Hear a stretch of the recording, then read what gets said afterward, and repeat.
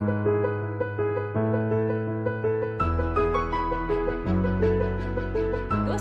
जब हम लोगों से बात करते हैं तो हमारी dress, hair style, accessories, purse, यहाँ तक कि जो सेंट हम यूज़ करते हैं ना, उसके बेसिस पर लोग हमारी पर्सनैलिटी को समझने की कोशिश करते हैं। तो इससे ये पता चलता है कि हमारी बॉडी लैंग्वेज, यानी जब हम नहीं बोल रहे होते हैं तो भी हमारी पर्सनैलिटी लोगों को समझ में आती है।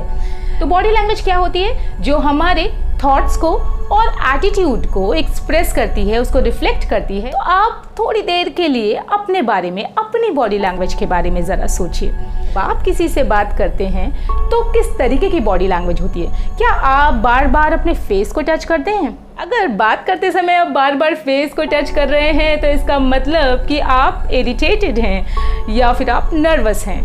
जब आप गले को टच करते हैं तो भी कुछ ऐसा ही इंडिकेशन लोगों तक जाता है।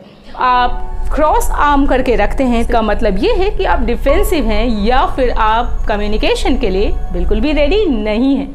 जब आप पैर हिलाते हैं तो वो भी आपकी नर्वसनेस को या लैक ऑफ कॉन्फिडेंस को शो करता है। सो दोस्तों, ये सारी इंपॉर्टेंट चीज़ें हमको अपने अंदर देखनी हैं। लोग हमसे नहीं, हमारे पोस्चर से बात करते हैं। तो इसलिए आपको ये जानना ज़रूरी है कि आपका जो पोस्चर है वो ओपन है या क्लोज्ड है। क्योंकि अगर क्लोज्ड पोस्चर है तो इसका मतलब कि आप डिफेंसिव हैं, आप अनफ्रेंडली हैं या फिर आप डिसइंटरेस्टेड हैं। वहीं अगर ओपन पोस्चर है तो इसका मतलब कि आप बहुत कॉन्फिडेंट हैं और आप अपनी बातों को लोगों तक पहुंचाना चाहते हैं, आप लोगों की बातों को सुनना चाहते हैं, आप लोगों की बातों में इंटरेस्ट ले रहे हैं। क्लोज पोस्चर जैसे कि क्रॉस्ड आर्म्स, क्रॉस लेग्स, जैसे कि हाथों को पीछे बांध लेना, ये सारे हमारे क्लोज पोस्चर में आते हैं। वहीं दूसरी ओर जब हम ओपन पाम्स रखते हैं और हम लोगों से बात करते हैं तो इसका मतलब ये माना जाता है कुछ भी नहीं छिपा रहे, कुछ भी हाइड नहीं कर रहे। इवन जब आप किसी इंटरव्यू के लिए जाते हैं या फिर किसी फॉर्मल टॉक में होते हैं और आप अपने बैग को या फिर अपने फोल्डर को अगर अपने सामने इस तरीके से रख लेते हैं तो वो भी आपका क्लोज पोस्चर माना जाता है। तो ऐसे में ये सब छोटी छोटी चीज़ें हैं जो आपको ध्यान देनी है कि आपको ओपन पोस्चर रखना है जो कि आपको फ्रेंडली दिखाएगा। तो अपना पोस्चर कैसे सीधा रखना है? आपको अपनी बैकबोन स्ट्रेट रखनी है, अपनी चिन अप रखनी है क्योंकि ये कॉन्फिडेंस शो करता है। और जब आप किसी से बात कर रहे हैं तो आपको ध्यान में रखना है कि आपको अपना जो बैकबोन है वो बिल्कुल स्ट्रेट करके रखना है, मतलब रिलैक्स वे में एकदम बैठना है।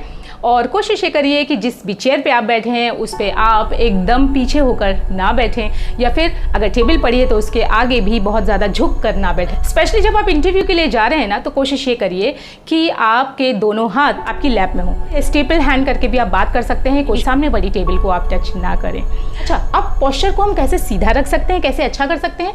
तो अगर बहुत देर तक अपने सिर को सीधा नहीं रख पाते तो आपको कोशिश ये करनी है कि ऐसे महसूस करिए कि आपके क्राउन यानी ये जो पार्ट है सिर का वो एक धागे से बंधा हुआ है और ऊपर की तरफ कोई खींच रहा है। अब बारी आती है जेस्चर की। जेस्चर का मतलब होता है स्मॉल बॉडी मूवमेंट्स। कोई कुछ पूछता है और आप रग करते हैं, कंधे को उचकाते हैं तो इसका मतलब कि आप को नहीं पता, इग्नोरेंस को शो करता है। या फिर अगर आप मुट्ठी से, अगर आप ऐसे बंधी हुई मुट्ठी को ऐसे कहते हैं येस आई अंडरस्टैंड, तो इसका मतलब ये कि आप उस बात को कॉन्फिडेंटली कह रहे हैं। हमारे कुछ जेस्चर्स कॉन्शियसली होते हैं, वहीं कुछ हम अनकॉन्शियसली करते हैं। तो अगर जेस्चर का सही प्रयोग करना हमें आता है तो हम अपनी बात को और अच्छी तरीके से इफेक्टिवली सामने वाले को कन्वे कर पाएंगे।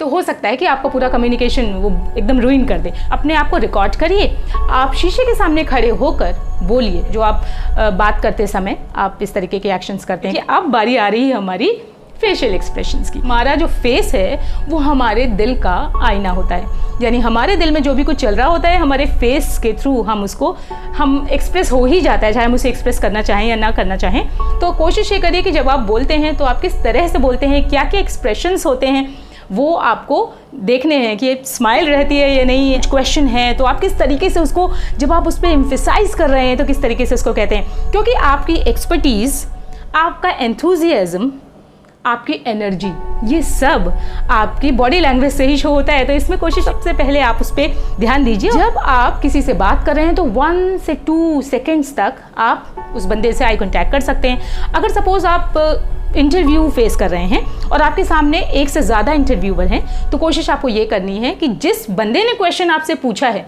उसको देखकर आप एड्रेस करें, लेकिन फिर बाकी जो लोग बैठे हुए हैं उनको भी देखना है। तो ये कोशिश करिए कि स्टेयर ना करिए, 1 से 2 सेकंड तक आई कांटेक्ट करिए और चारों तरफ मत देखिए रूम में। ये एक बहुत ही अनप्रोफेशनल तरीका है। बारी आती है आप बोलते कैसे हैं, आपकी टोन क्या है। जब आप किसी से कोई बात कह रहे हैं तो किस तरीके से आप उस बात को एक्सप्रेस कर रहे हैं, ये भी बहुत इंपॉर्टेंट है। क्या आपकी टोन में राइजिंग और फॉलिंग टोन है? कहीं आप मोनोटोन में तो नहीं बोलते। भाई आप एनर्जेटिक हैं, आपको वेरिएशन लानी है, पिच आपको डिफरेंट रखनी है। जैसे अगर आप किसी बहुत ही सीरियस टॉपिक के बारे में बात कर रहे हैं तो ऑब्वियस सी बात है कि हमारी पिच जो है वो बहुत हाई नहीं होगी। आप किसी इंसिडेंट को बता रहे हैं, किसी घटना का विवरण दे रहे हैं, तो आपका जो राइजिंग और फॉलिंग टोन है वो अकॉर्डिंग टू सिचुएशन होगा। जैसे जब आप बहुत खुश होते हैं तो आपकी राइजिंग टोन होती है और जब आप दुखी होते हैं तो आपकी टोन फॉलिंग होती है। अगर आप किसी को कहना चाह रहे हैं कि मैं बहुत एक्साइटेड हूँ तुम्हारी बर्थडे पार्टी अटेंड करने में, क्या एक्साइटमेंट लग रहा है? अरे भाई अपनी आवाज़ से बताइए कि आप उसकी बर्थडे पार्टी में जाने के लिए एक्साइटेड हैं। तो कैसे बताएंगे? ये चीज़ें आपको ध्यान में रखनी। इसके लिए आपको अपनी वॉइस को रिकॉर्ड करना है, उसको सुनिए। कहाँ आपको अगर कोई सिचुएशन है उसमें आप कैसे बोल रहे हैं, इसको आप क्रॉस चेक करिए। जब आपको कोई भी मौका मिले, एक छोटी सी भी गैदरिंग, अगर आपके 4 फ्रेंड्स भी आपके सामने बैठे हैं तो आप अपने आप को ये ऑब्जर्व करिए कि आप किस कहते हैं तो कैसे बोलते हैं। इसलिए एक छोटी सी स्टोरी उठाइए और उसको पढ़िए, उसके पंक्चुएशन के हिसाब से पॉज दीजिए, क्योंकि लिखते समय हम पंक्चुएशन कॉमा वगैरह यूज़ करते हैं, उससे हमको ये बताते हैं कि हम रुक रहे हैं, थोड़ा सा पॉज है। और बोलते समय हम पॉज के थ्रू बताते हैं, रुक कर बताते हैं कि हम अब इस बात को चेंज कर रहे हैं। या अपनी बॉडी लैंग्वेज और अपनी टोन पे ध्यान देंगे तो आप बहुत अच्छी तरीके से अपनी बात को रख पाएंगे। Communication works for those who work at it. तो कोशिश ये करिए अपने कम्युनिकेशन पे वर्क करते रहिए। Never ever think that I am expert now. कभी भी कोई भी एक्सपर्ट नहीं होता। अपने कम्युनिकेशन पे वर्क करिए और फिर देखिए किस तरह से आप अपने आप को एक इफ़ेक्टिव कम्युनिकेटर बनाते हैं। अपना ध्यान रखिए, मेरे चैनल को सब्सक्राइब करिए, अपना फीडबैक मुझसे ज़रूर शेयर करिए। नमस्कार।